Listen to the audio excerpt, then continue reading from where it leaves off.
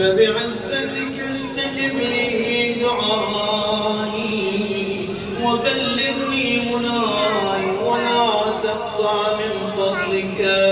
رجائي واكفني شر الجن والإنس من